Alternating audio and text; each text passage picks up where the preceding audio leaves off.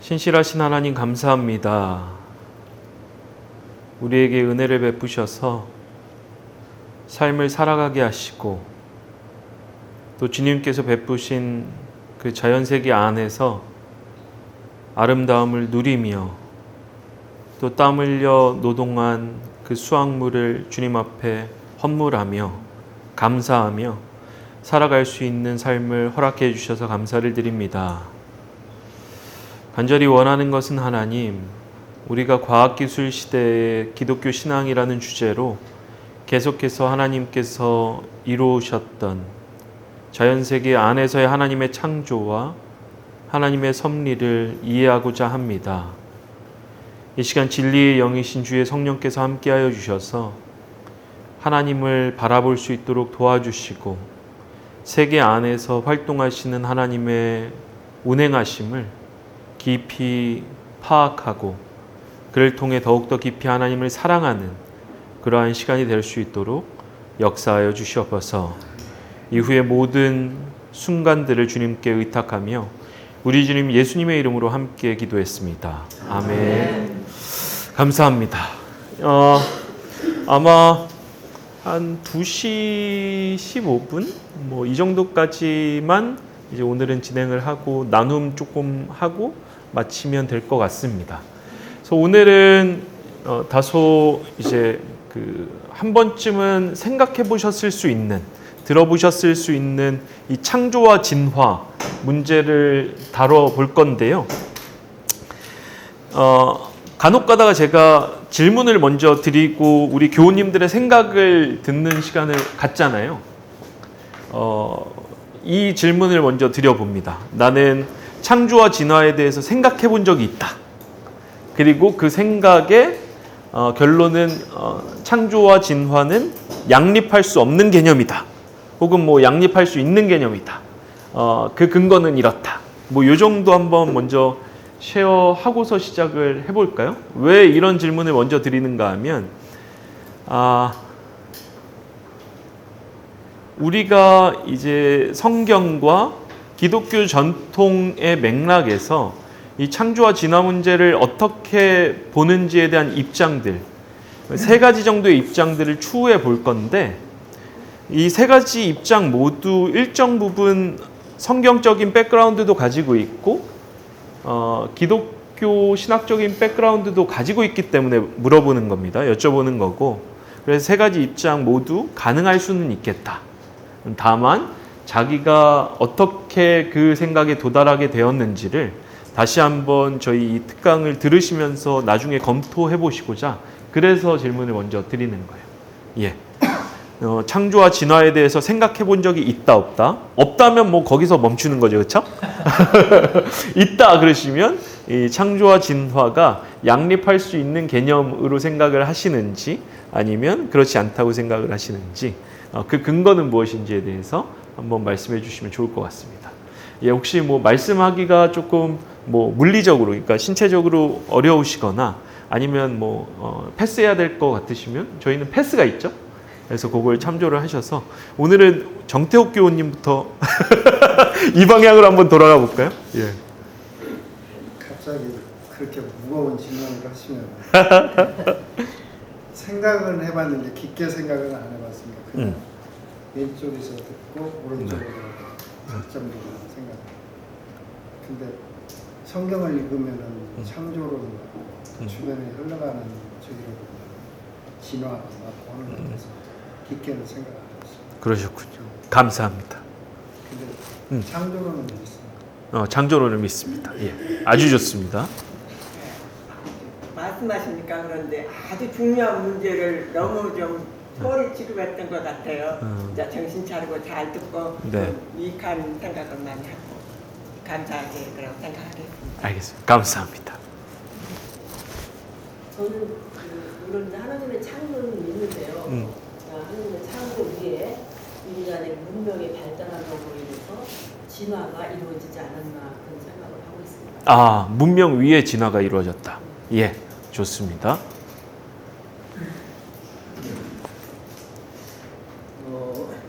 저도 물론 이 창조를 믿는데요. 창조 창조하고 진화가 같이 병행할 수도 있다. 그래서 왜 그런 생각을 하냐면 우리 제 개인적으로 봤을 때 저는 이제 이렇게 공장 입구를 이렇게 만들어 주셔서 살고 있는데 어떤 하나의 기능이라든지 계속 그걸 사용하게 되면 오른손잡이지 왼손잡이듯이 물론 이 종 자체가 예를 들어서 이 바뀌는 건 아니지만 어떤 신체적 기능이라든지 이것은 진화되어 갈 수가 있다. 예를 들면 옛날에는 우리 꼬리뼈가 물타가 없었다고 하듯이 네. 어떤 사람 지금든지 귀를 움직이는 사람이 있잖아요. 네. 대부분의 사람 못 움직이잖아요. 사용하지 않았기 때문에 그런 면에서 진화도 같이 기여를 할 것이다. 네. 좋습니다. 저는 창조론을 믿고요. 이거는 그냥 성경을 읽고 가장 확실하게 그 마음에 가졌던 것은 주일학교에서 다닐 때 하나님이 천지창조 역사 동안 창조하시고 일곱째 날 쉬셨다는 것을 가르쳐 줄 때 제가 먼저 이것에 대해서 확신이 없으면 아이들한테는 그냥 두리뭉실 가르치고 그때부터 하면서 창조론이 있다. 변함이 없습니다. 네. 아주 좋습니다. 두 분이 의견이 갈리셨네요. 좋습니다. 저도 창조죠 물론. 예. 진화라면 계속 지금도 진화가 돼야 되는 입장이고 네. 성경에 보면 집마다 기능이 있다고 하잖아요. 네. 모두에서 창조 창조. 100% 창조. 그러니까 요 둘 중에 하나를 선택하시는 교우님들은 이 두 가지가 같이 갈 수 없는 개념이다라는 생각들을 가지고 계신 거죠? 네, 네. 네. 물론 진화도 지금 세상 돌아가는 거 보면 진화가 되는 것 같은데 예. 그건 어디까지나 사람의 머리가 좋다 보니까 네. 사람의 이익이 되는 거고 기본적으로는 창조가 예. 되는 것 같아요. 알겠습니다. 좋습니다. 패스. 여기서 진화를 얘기하면 네. 네. 신앙이 없는 사람이 되어버리는 것 같아가지고 네. 함부로 얘기할 수는 없지만 네. 저는 창조가 우선이고 네. 그다음에 그 창조의 바탕 위에 진화가 이루어지지 않았을까. 창조의 방법으로 진화가 하나님이 창조하시는 방법으로. 네네네. 아주 좋습니다. 하나님의 저는 창조 진화 쪽을 좀 많이 생각을 하고 있는데 네. 또 너무 신앙이 없다고 그럴까봐.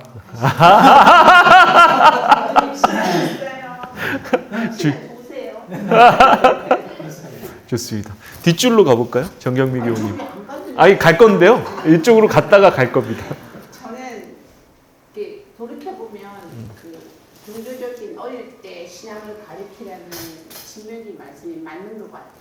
예. 그냥 제 마음속에 예수님에 대한 확신이 없을 때도 무조건 믿었기 때문에 이 세상은 창조되었다 이렇게 세뇌가 되어 있었던 것 같아요. 그래서 네, 그걸 의심해 본 적이 없이 그냥 받아들였고 네. 나중에 예수님을 개인적으로 만나고 보니까 정말 맞고 그래서 창조를 무조건 신뢰하는데 진화가 창조 속에 있는 것 같아요. 네. 하나님의 큰 창조 속에 어떤 세부적인 것들은 진화되어가는 우리 진화가 제 생각에는 과학기술의 발전, 인간의 뭐 지성의 발전 그것 다 하나님의 창조 속에 있는 거잖아요.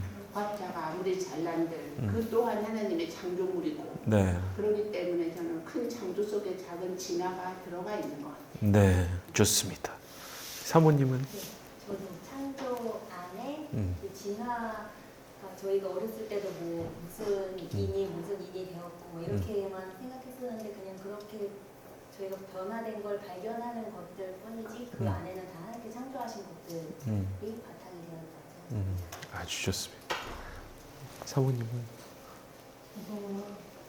그 시작을 생각했을 때 하나님이 창조하셨다가 맞다고 생각하는데 어떤 그 과정 안에서의 진화라는 항목이 분명히 있다고도 생각을 아주 좋습니다. 전도사님도 한 말씀 해주시죠. 저는 패스하겠습니다. 아, 패스. 왜 패스하는지는 나중에. 예, 우리 김병혁 교우님. 제 생각에는 신앙을 해서 얘기하고 신앙을 중심적으로 평가할 때 과학을 근거한 신앙 그런데요 분리해서 생각을 한다. 분리해서. 예. 아주 좋습니다. 저는 창조론을 거의 믿지 않습니다. 믿지 않았습니다. 과거 완료형이네요. 예. 그리고 이제 진화론을 믿었는데 진화론을 조금 믿었었는데 이제 최근에 뭐 몇 년 전에 리차드 도킨스 예. 책이라든가 예. 이제 그 비슷한 학자들 책을 읽고서 창조론이라는 건 뭐 말도 안 된다고 생각했습니다. 그리고 이제 적어도 그러니까 공부를 하고 학문을 배웠다는 사람, 학문이라는 건 다 저기 사이언스잖아요. 네. 일종의 사이언스란 말이에요. 그 사이언스를 하는 사람이 그 창조론을 믿는다는 건 이제 아주 도저히 말도 안 되고 그 사람들은 비과학적인 이제 좀 엉터리라는 생각을 가졌었죠. 네. 그런데 이제 삼회교회 나오면서 이제 성경도 읽고 또 생각하면서 제가 이제 애초에 가졌던 진화론이 많이 흔들리고 있는 상태입니다. 그런 정도고 지금도 창조하고 진화하고 어느 쪽이 더 맞냐고 이제 단도직입적으로 얘기를 한다면 진화론이 더 맞는 것 같습니다. 예, 아주 좋습니다. 앞에서 다 말씀하셔가지고. 아주 좋습니다. 그러면 지금 말씀해 주셨던 것들 종합을 해보면 두 부류의 생각으로 분류를 해볼 수 있을 것 같은데 첫 번째 부류의 생각은 창조와 진화는 양립할 수 없는 개념이다. 그래서 하나님이 창조하셨다라는 사실 자체는 생명체가 진화했다는 사실과 같이 갈 수 없다. 요 입장이 있으신 분들이 있고 또 한쪽의 입장이 있으신 분들은 하나님이 창조하신 건 맞다. 근데 하나님이 생명체들을 어떻게 창조하셨느냐 하면 진화의 과정을 통해서 창조하셨다. 요 부류의 입장도 있으신 것 같아요. 그래서 요 각자의 생각들을 잘 정립을 해보시고 요번 주와 다음 주에 다루는 그 주제들을 좀 살펴보면서 교우님들의 그 신앙적 이해, 하나님이 어떻게 창조하시는가에 대한 이해를 한번 생각해 보시면서 정립하시면 좋을 것 같습니다. 그래서 우리가 좀 다뤄볼 그 섹션들은 첫 번째는 진화론이라는 것 자체가 무엇인지를 간략하게 좀 살펴보고 그것이 기독교적으로 수용됐던 그 당시의 생각들을 좀 살펴보려고 합니다. 종의 기원, 그러니까 진화론이라는 것 자체는 찰스 다윈이 종의 기원이라는 책을 출판하고 그 이후에 정립이 되기 시작한 생물학 분야인 거죠. 종의 기원 초판은 1859년에 출판이 됩니다. 그래서 그 당시에 기독교인들이 어떻게 반응했는가를 우리가 좀 살펴볼 거예요. 두 번째는 이 진화론과 기독교가 만났을 때 이 부분에 대해서 다양한 창조 이해, 이 진화론을 어떻게 받아들일 것인가에 대한 다양한 입장들이 있었는데 큰 틀에서 세 가지 입장으로 나눠볼 수가 있습니다. 창조과학, 지적 설계, 그리고 유신진화 혹은 진화창조론이라고 부르는 거. 요 세 가지 입장을 살펴볼 거고 마지막으로는 성경과 기독교 전통에서는 창조를 어떻게 이해해 왔는가를 좀 살펴보면서 우리가 그 세 입장 중에서 어느 입장이 조금 더 성경과 기독교 전통에 부합한가에 대해서도 이제 살펴볼 겁니다. 근데 아까 서두에도 말씀드렸다시피 이걸 오늘 다 보지는 못할 것 같습니다.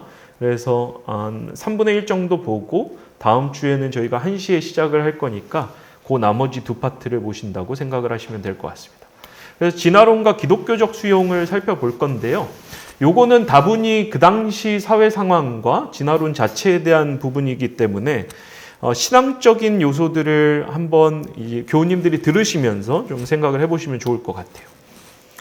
그래서 종회기원이 어떤 맥락에서 출간이 되었는가, 그리고 다윈이 어떠한 생각으로 이 진화론이라는 것 자체를 제시를 했는가를 좀 살펴보면, 다윈 같은 경우에 1831년부터 36년까지 만으로 대략 한 4년 9개월 정도 이제 박물학자 혹은 자연학자로 분류가 되는데, 오늘날로 따지면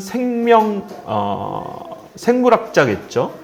조금 더 세부적인 분과로 본다면 진화생물학자로서 이제 탑승을 하고 비그로를 탑승하고 이제 그 다양한 그 지점들을 탐사하게 됩니다. 그래서 대표적으로는 남아메리카 그 지역을 쭉 훑으면서, 지금으로 따지면 우리 남미 지역이죠. 거기를 이제 비그로를 탑승하면서 생명체에 대한 탐사와 자료들을 수집해서 오기 시작을 했던 거예요. 다윈 같은 경우에 비그로를 탑승하기 전에는 종불변설이라는 걸 믿었습니다. 이 종불변설이 뭐냐 하면, 이 단순히 창세기 1장에 보면 하나님이 천지를 창조하시고 생명체를 창조하시는데 어떻게 창조하시죠? 말씀으로 창조하시고 또 각 종대로 창조하시죠. 근데 이 종불변설이라는 것은 기독교적 차원에서의 종불변설도 있지만, 그 당시 생물학의 전반적인 패러다임은 이 종불변설이었던 거예요. 아리스토텔레스라는 철학자 한 번쯤은 들어보셨죠? 아리스토텔레스. 그 사람 같은 경우가 이제 플라톤 같은 경우에는 우리로 따지면 오늘날의 철학에 가깝고, 아리스토텔레스는 철학뿐만 아니라 그 당시의 자연 철학, 자연과학적인 연구들도 많이 해놓고 이론도 많이 발표를 했던 사람인 거예요. 그래서 우리가 전체 인간의 지성사에 있었을 때 가장 중요한 두 명의 철학자를 꼽으라면 플라톤과 아리스토텔레스로 보는 거죠. 왜? 이후의 철학자들은 이 노선 안에서 조금 더 스페시픽하게 내용들을 좀 다듬고 더 추가했을 뿐이지, 큰 틀에서는 이 두 거장을 넘어서는 철학자는 적어도 없는 걸로 인문학자들 전반적, 그러니까 신학자를 포함한 인문학자들 전반은 그렇게 이야기를 하고 있습니다. 그 맥락에서 아리스토텔레스는 우주가 영원하다고 봤었고요. 우주는 시작도 없고 끝도 없고 영원하다. 생명체들은 뭐다? 각각 종대로 영원부터 영원까지 쭉 존재하는 것이다.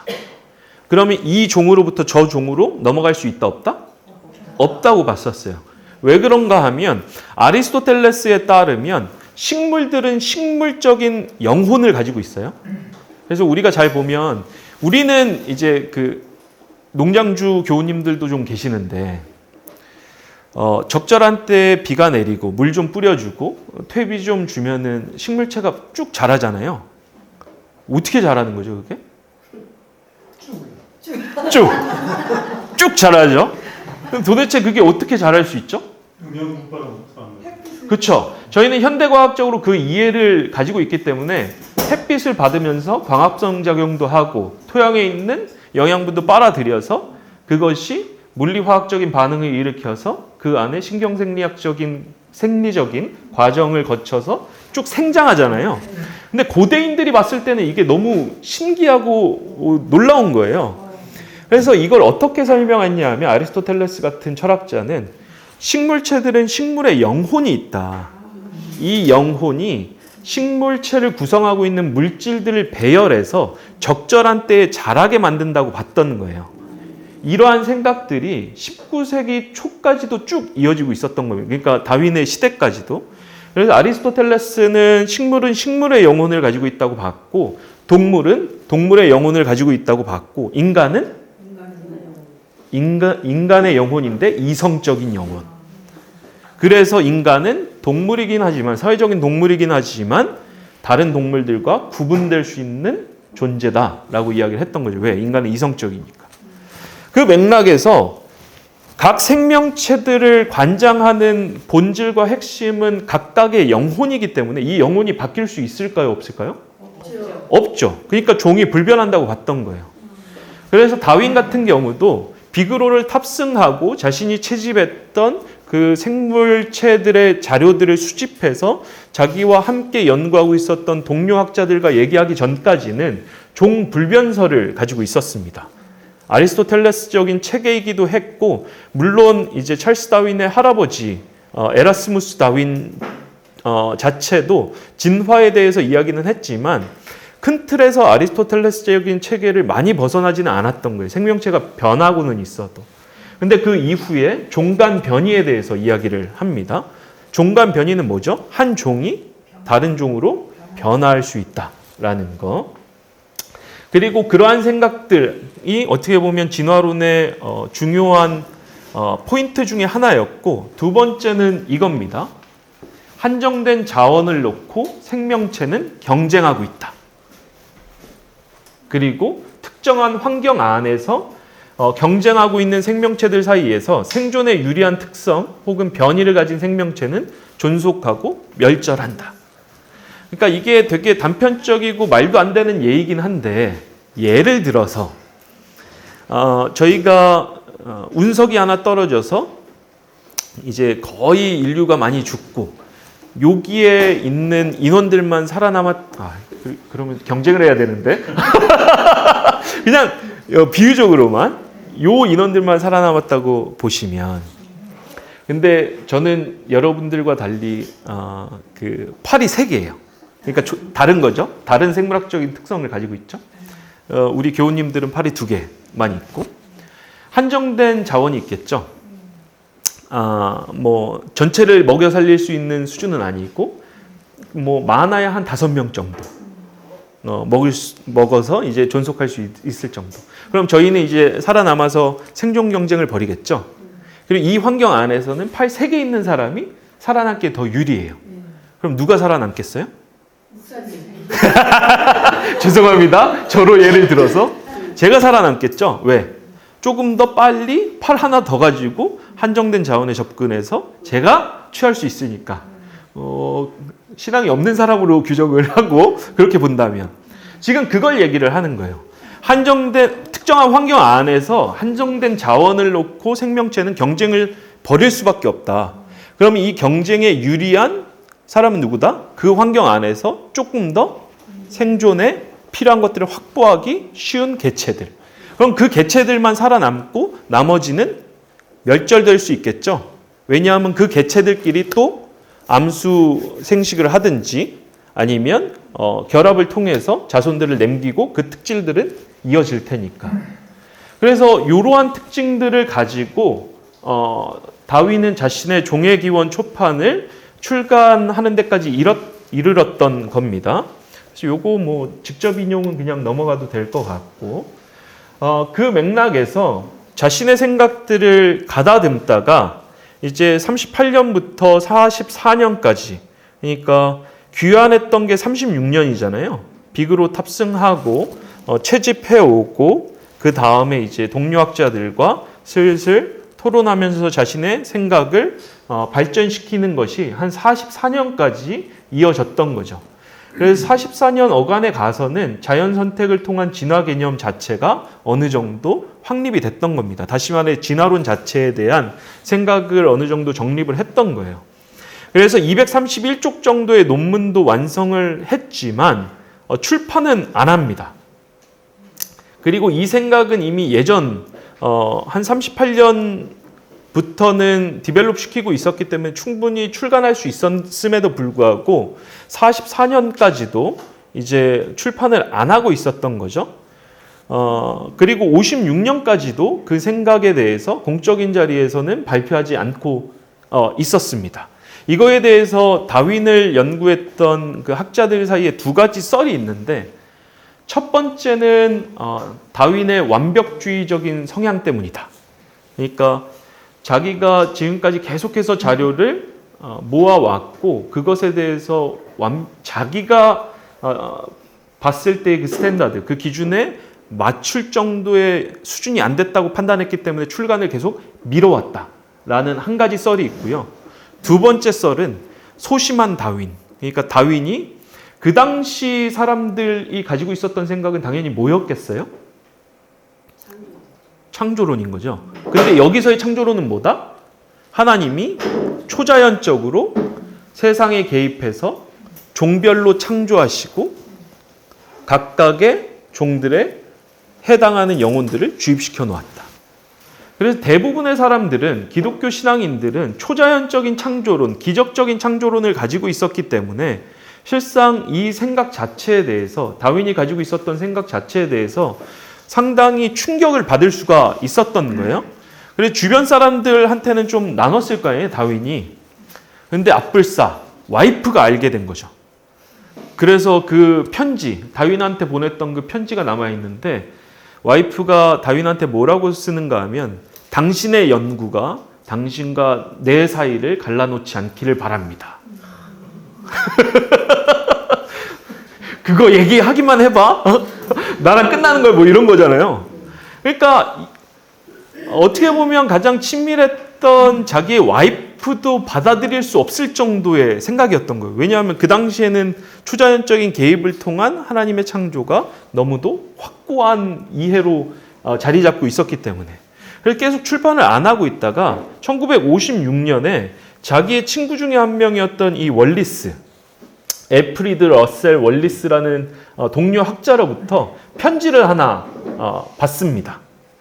근데 이 편지를 봤더니 이 월리스가 아마존강이라든지 뭐 이런 데서 이제 비슷하게 자연학자로서 연구를 하면서 자기의 연구를 정리해서 논문을 하나 쓴 거예요. 그래서 이걸 다윈한테 좀 대신 출판 좀 해달라, 발표하고 출판 좀 해달라고 했는데 딱 받아보니까 뭐겠어요? 자기가 지금까지 생각하고 있었던 겁니다. 학자들은 거기에서 못 견디거든요. 왜냐하면 자기가 지금까지 쭉 생각하고 있었던 걸 다른 사람이 인터셉트 해가지고 뭐랄까 원저자가 돼버리면 자기 연구는 그냥 물 건너가는 거잖아요. 이러한 그 압박감은 누구나 다 가지고 있습니다. 학자들은. 저도 제가 쓰고 있는 논문을 누가 이제 뭐 비슷한 아이디어라도 쓰게 되면 되게 조급해져요. 그래서 먼저 이제 출간을 해야 될 것 같은 그런 압박을 느끼는 거죠. 그래서 다윈은 그때까지도 출간을 안 하고 있다가 비로소 월리스의 그 편지를 받고 그가 했던 그 연구가 자기랑 상당히 유사하다는 걸 알고 동료 다른 친구들하고 이제 상의를 하면서 이 월리스와 자기의 이름으로 공저자로 이제 출판을 하게 되는 거예요. 1958년에. 그래서 뭐 On the Tendency of Species to Form Varieties 뭐 이러한 맥락의 논문을 그 당시 학술지의 하나로 출판을 하고 그 이듬해 10월에 우리가 잘 알고 있는 종의 기원, 자연 선택을 통한 종의 기원, 혹은 그 생존을 위한 투쟁에서 favored races, 그러니까 조금 더 그 유리함을 얻은, 그러니까 좀 더 선호된 그 종의 존속이라는 이름으로 출판을 하게 되고, 이때가 이제 종의 기원과 종의 기원을 바탕으로 한 진화론이 그 영미권을 중심으로 알려지기 시작했던 그 상황이었던 겁니다. 그러면 이 종의 기원을 통해서 다윈이 시도하고자 했던 것은 무엇일까? 다윈이 무엇을 말하고 싶을까? 몇 가지가 있는데 첫 번째는 이렇게 기록을 합니다. 초판에 보면 내 저술의 주된 목적은 종들 각각의 분리된 창조라는 교리를 뒤집는 것.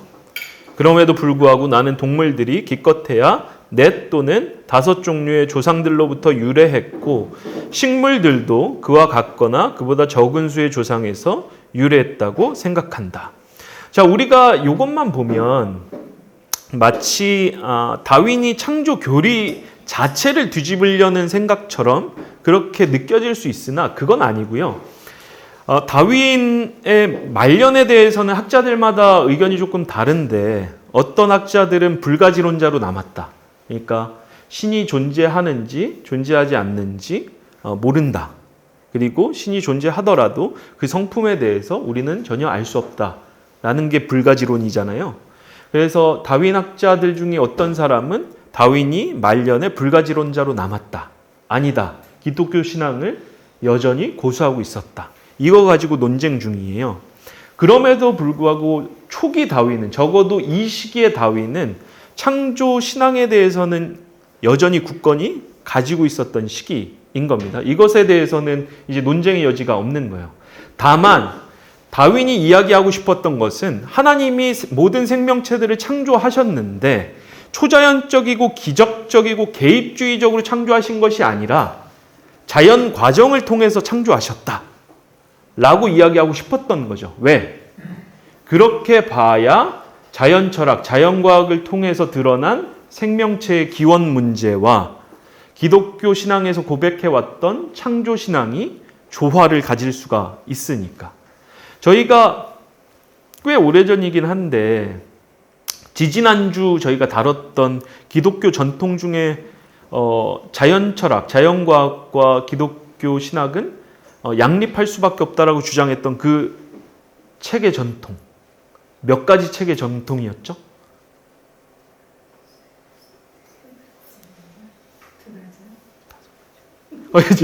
경매장 온 줄 알았어요.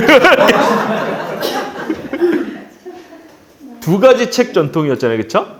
성경을 읽어냄으로써 하나님, 진리에 대해서 알 수 있는 그 한 가지 책, 성경을 통한 하나님 이해. 두 번째는 자연의 책, 자연과학 혹은 자연철학을 통해서 진리를 알아냄으로써 하나님을 알 수 있는 두 번째 책. 그래서 두 가지 책 전통이었죠. 왜? 진리는 하나님의 것이고 과학적 진리도 하나님의 것이니까. 그래서 다윈은 그러한 두 가지 책 전통에 확고히 서 있었기 때문에 실상 자연철학을 통해서 드러난 그 생명체의 발생과 그 기원에 대한 이론이 창조론과 조화를 이룰 수 있다라고 봤던 거예요. 그래서 다윈은 그 당시 학계에 발표를 할 때 초자연적으로 하나님이 창조하신 것이 아니라 하나님이 자연 과정을 통해서 자연 선택이라는 자연 과정을 통해서 창조하신 것이다 라고 이야기를 하고 싶었던 거죠.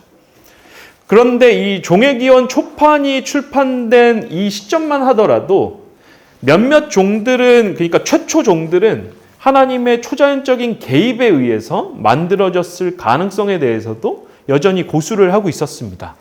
근데 후기에 가서는 68년 정도에 가서는 또 다른 저작에서 뭐라고 이야기를 하는가 하면 인간, 동물, 식물 등의 발생에 관한 초자연적인 발생 방법을 부인하게 됩니다.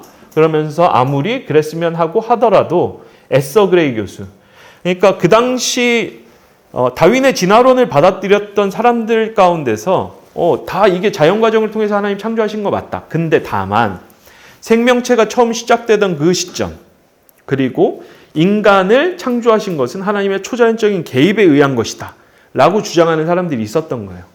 그러니까 진화론적인 이해와 초자연적인 창조 이해를 종합하면서 가지고 갔던 사람들도 여전히 있었던 거죠. 근데 다윈은 초창기에는 그걸 인정을 하다가 이 중반기 68년 정도에 와서는 아니다, 인간도 자연 과정을 통해서 출현한 것이다 라고 봤던 거예요. 여기까지 이해가 되셨어요? 그러니까 종의 기원이 진화론이 처음 발표가 됐을 때 기독교에서는 첫 번째는 초자연적인 창조만 가지고 있었습니다. 인간이든 생명체든, 그리고 몇몇 생명체가 시작했던 그 시점도 하나님이 초자연적으로 개입해서 만드셨다는 생각만 있었던 거예요. 근데 진화론이 발표된 이후에는 인간 정도는, 혹은 생명체의 최초 시점은 하나님이 초자연적으로 개입해서 창조하시고 이후에 진화 과정을 통해서 창조하셨다라는 생각이 섞여 있었던 거죠. 다윈도 그랬었고. 근데 후반에 가서는 초자연적으로만 하나님이 창조하신다. 최초 생명체와 인간은 초자연적으로 창조하시되 진화 과정을 통해서 다른 생명체들은 창조하신다. 두 번째 입장. 세 번째 입장, 다윈이 자신의 입장을 바꾸면서 인간조차도 하나님이 자연 과정을 통해서만 창조하셨다라는 이해로 갈라지게 되는 거예요. 그래서 총 68년 어간에 가면 세 입장이 기독교 진영 안에서 있었던 겁니다. 첫 번째 입장, 초자연적으로만 하나님이 개입해서 창조하신다. 두 번째 입장, 최초 생명체와 인간 정도는 초자연적으로 개입해서 창조하시고 나머지는 진화 과정을 통해서 창조하신다. 마지막 세 번째는 초자연적인 개입을 통한 창조는 없고 하나님이 최초 생명체부터도 자연 과정을 통해서 창조하셨다. 이해가 되셨죠? 그러니까 첫 번째 입장은 기적적인 창조를 상당히 강조하는 거고, 두 번째는 좀 더 모더레이트한 중도적인, 마지막은 완전히 자연 과정을 통해서만 하나님이 창조하시는 걸로. 그래서 다윈은 자신의 생각을 이렇게 가다듬게 됩니다. 그러면서 이게 진화론에서 중요한 개념 중에 하나인데 생명의 나무 개념입니다. 여기에 보시면 최초 생명체, 저 화면 안에서 뿌리처럼 보이는 초록색으로 되어 있는 저 지점이 최초 생명체인 거예요. 그래서 다윈 본인도 자신의 저작에서 뭐라고 이야기를 하는가 하면 작고 따뜻한 연못으로부터 아마도 최초 생명체들이 출현했을 것이다라고 추론을 합니다.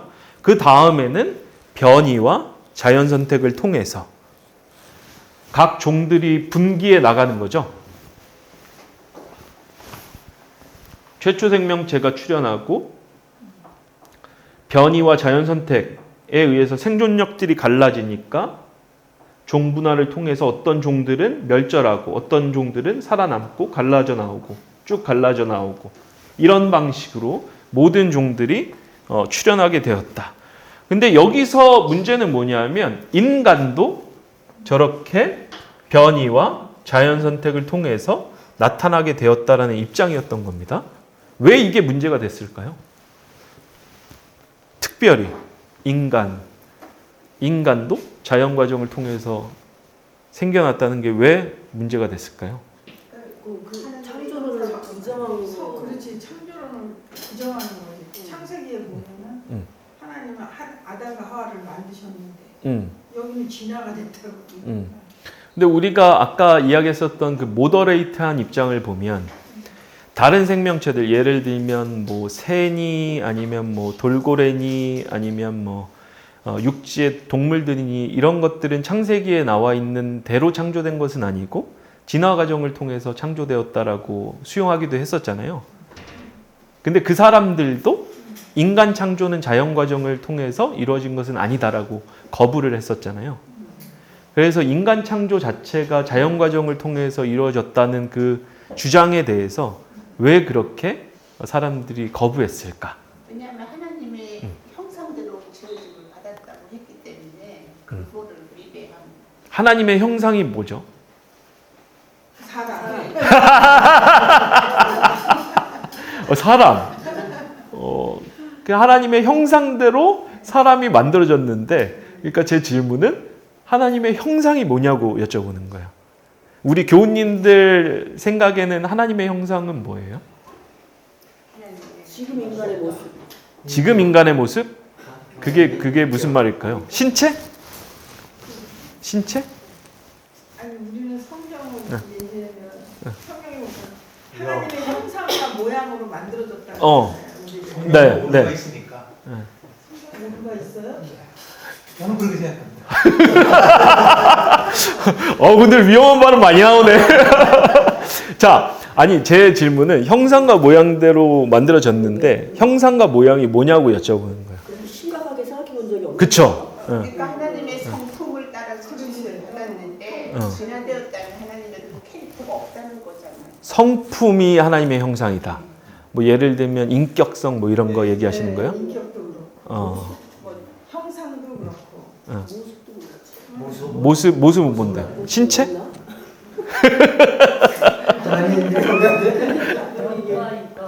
영과 육과 혼. 그쵸? 창조성. 창조력. 그게 하나님의 형상이다. 좋네요. 어떤 분은 성품 나왔고 또 다른 분은 하나님의 형상이 뭘까요? 그러니까 우리가 하나님 형상대로 만들어졌는데 그게 뭐냐고 묻는 거예요. 그 말이 깊게 생각해 본 적이 없어서 잘. 그러니까 그래서 이 시간이 중요한 겁니다. 깊게 생각을 해보고 그렇게 우리가 성경을 깊이 한번 묵상해 볼 수 있는 시간이 되니까. 근데 한 가지 질문이요. 혹시 다윈은 기독교 신자가 아니었나요? 아까 이야기했듯이 말년에는 그거에 대한 논쟁이 있는데 적어도 우리가 다루고 있는 중기까지는 확고한 기독교 신자였어요. 근데도 그래요? 근데 지금 자, 하나님의 형상 또 뭘까요? 힌트를 드리자면 저 당시에 가장 강력하게 가지고 있었던 하나님의 형상 개념은 아까 아리스토텔레스적으로 따지면 인간은 어떤 영혼을 가지고 있다고 생각을 했었죠? 얘기를 했었죠? 이성. 그렇죠? 이성적 영혼. 우리가 몸을 떠날 수 있는 형태의 영혼. 자, 만약에 인간이 자연 선택을 통해서 자연 과정을 통해서 변이와 자연 선택을 통해 출현했다면 다른 동물들과 인간의 다른 점을 이야기할 수가 있어요? 동물들은 동물들의 영혼을 가지고 있고 인간은 이성적인 영혼을 가지고 있는데 만약에 동물들과 인간이 함께 동일한 과정에 의해서 출현했다면 이성적인 영혼이 생겨날 가능성이 없는 거잖아요. 동물적인 영혼을 가질 뿐이지. 이게 상당히 바더가 됐던 거예요. 이 지점을 저희는 아마 다다음 주 정도에 다루게 될 겁니다. 다음 주는 아니고. 예. 그래서 하나님의 형상을 나는 어떻게 생각을 하고 계시는지 그걸 잘 생각을 해보시면 좋을 것 같아요. 자, 그 맥락에서 다시 돌아간다면 그러한 지점들, 그러니까 인간에 대한 이해가 다른 것들은 뭐 다 괜찮다고 하더라도 인간에 대한 이해가 다윈이 던지는 것이 상당히 레디컬하게 느껴졌었기 때문에 다윈의 주장 자체가 상당히 처음에는 받아들여지기 힘들었던 거예요.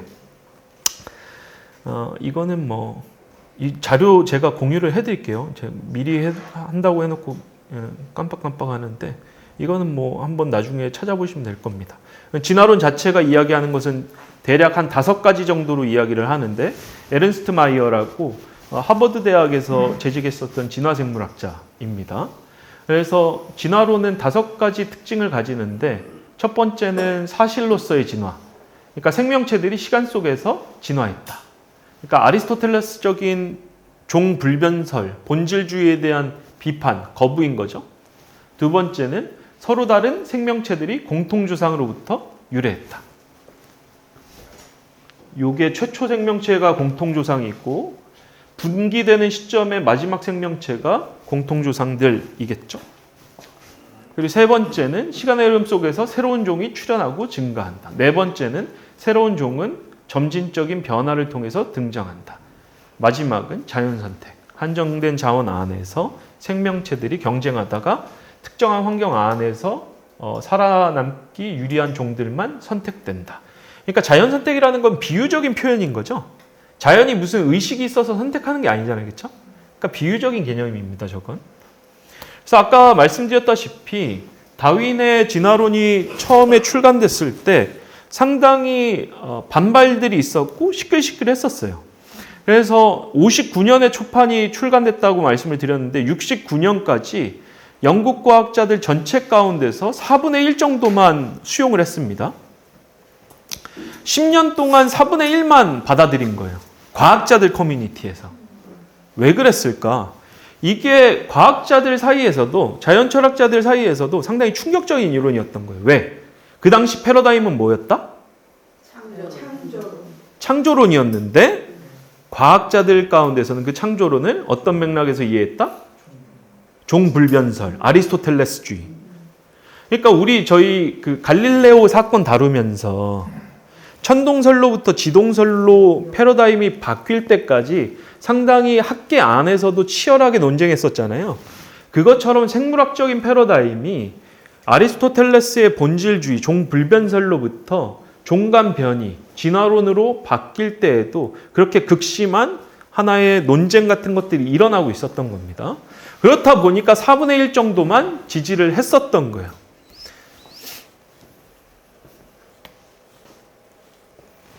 왜 더디게 수용됐었는가 하면 첫 번째는 다윈 주장에 대한 오해가 있었습니다. 구체적으로 살펴보면 어떤 오해였냐? 원숭이가 사람이 되었다. 자, 아마 여기서도 우리 교우님들 중에서 진화론이 원숭이가 사람이 되었다 라는 식으로 생각하고 계신 분들이 있을 수 있습니다. 그렇죠? 잘못된 이해죠? 네. 원숭이는 뭐 10억 년이 지나도 사람이 될 수 없습니다. 네. 왜? 그 맥락에서 그렇게 얘기하신 거군요. 아니, 진화론적으로 봐도 진화론이 그걸 얘기를 하는 게 아니죠. 그렇죠. 예. 그러니까 원숭이, 침팬지, 오랑우탄, 인간 해서 쭉 위로 올라가면 공통조상이 있는 거죠. 그러니까 침팬지와 인간의 공통조상, 그러니까 한 700만 년 전 정도, 진화인류학자들은 700만 년 전 정도로 보는데 그때 이제 공통조상이 존재하다. 그러니까 침팬지와 인간으로 갈라지는 그 분기가 거기서부터 이루어졌다라고 보죠. 진화인류학자들은. 그러니까 원숭이는 절대 인간이 될 수 없는 거죠. 왜? 이미 우리 공통조상으로부터 한쪽은 원숭이로 이어졌고 한쪽은 인간으로 이어졌으니까.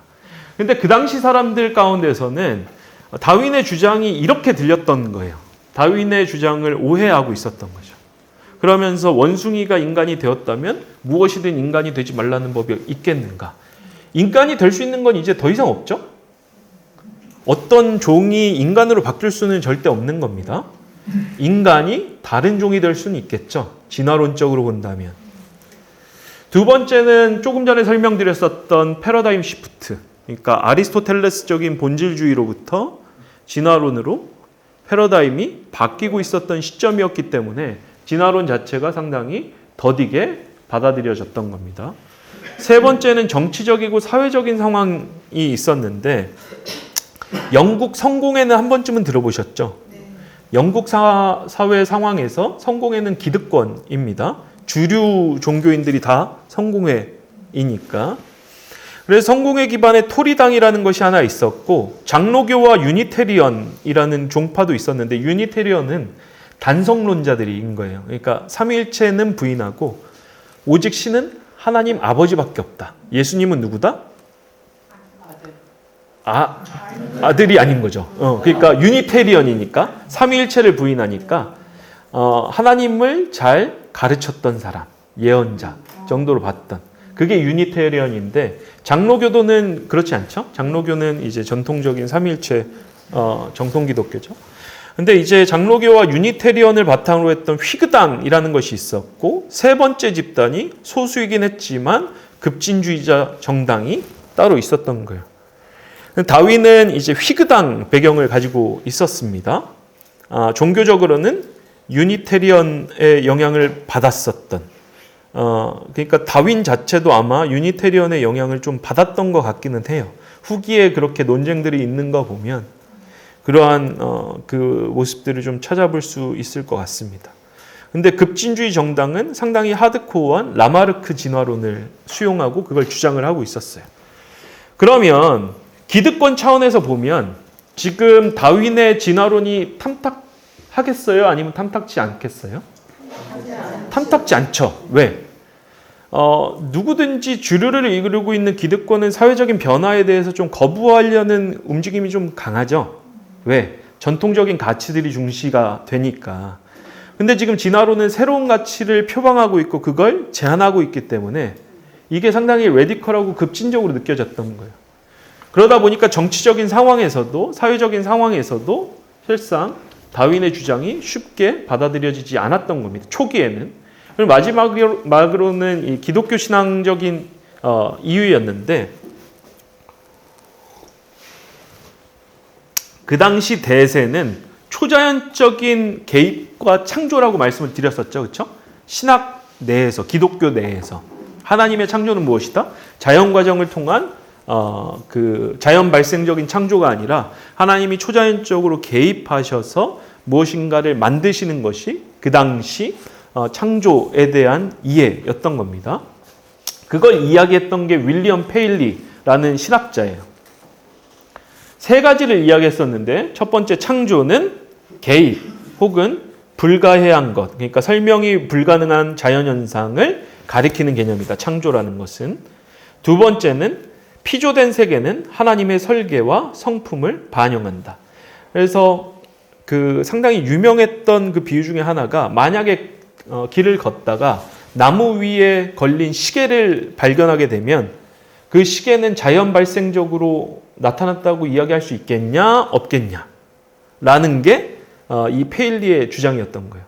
당연히 시계와 같이 복잡한 장치들을 보면 이건 자연 과정을 통해서 출현했을 것으로 볼 수가 없다.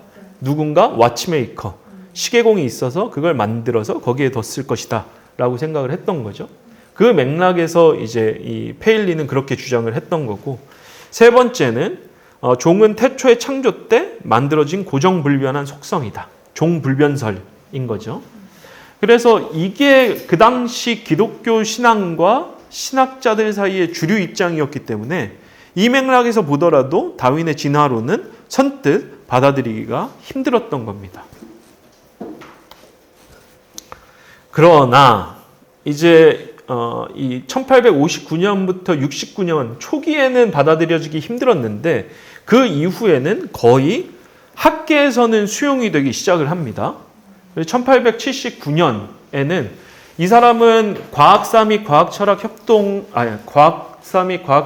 학회 회장을 지냈었던 로널드 넘벌스인데, 이분이 이제 기독교 신앙과 이 진화론 사이의 상호작용에 대해서 전문적으로 연구했던 분이에요.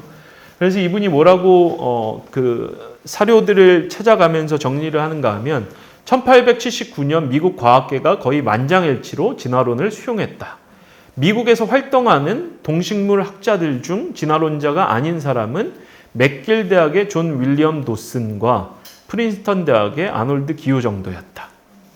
그리고 밑에 보면 모든 생명체가 비교적 최근에 문자적으로 6일 만에 출현했다고 주장하고 화석 기록에서 진화의 흔적을 의심하며 성경의 홍수에 지질학적 의미를 부여했던 창조론자를 발견하려면 우리는 주류 과학계 밖을 살펴봐야 한다. 진화를 거부하는 성직자 직분을 가진 과학 교수들이 차지하고 있었던 변두리의 과학계에도 젊은 지구를 옹호하는 사람은 없었다. 이렇게 이야기를 합니다. 간단하게 정리를 하면 뭐냐면, 진화론이 초창기 10년 동안은 상당히 극심한 다양한 원인에 의해서 반대를 경험하지만 적어도 영미 유럽 사회를 포함하는 학계에서는 이제 생명체의 발생과 기원에 대한 정설로 학자들 사이에서는 받아들여지기 시작을 했다는 거예요. 근데 그 학자들은 누구를 포함한다? 기독교 신앙을 가지고 있는 학자들도 다 포함한다. 그러면 이것에 대해서 거부하는 움직임은 어디로부터 나왔다? 그렇죠. 교계에서만 남게 된 거예요. 그 부분에 대해서는 저희가 다음 주에 살펴보려고 합니다. 그래서 간략하게 돌아가면서 한번 좀 생각해 보시고 싶으신 것은, 나에게 창조란 무엇인가? 나는 창조를 어떻게 이해하는가? 저희가 조금 전에 이 내용을 다루면서 세 가지로 분류를 해봤잖아요. 첫 번째는 초자연적인 방식으로만 하나님이 모든 것들을 창조하셨다는 초자연적이고 개입적인 방식으로 창조를 이해하시는지, 첫 번째 입장. 두 번째 입장은 생명체와 인간은 하나님이 초자연적으로 만드시고 그 외의 종들은 자연 과정을 통해서, 진화 과정을 통해서 만드실 수 있다는 두 번째 입장. 근데 생명체, 최초 생명체와 인간 창조는 초자연적이다. 두 번째 입장은. 세 번째는 최초 생명체와 인간 모두는 다 하나님이 자연 과정을 통해서 만드신 것이다. 세 번째 입장.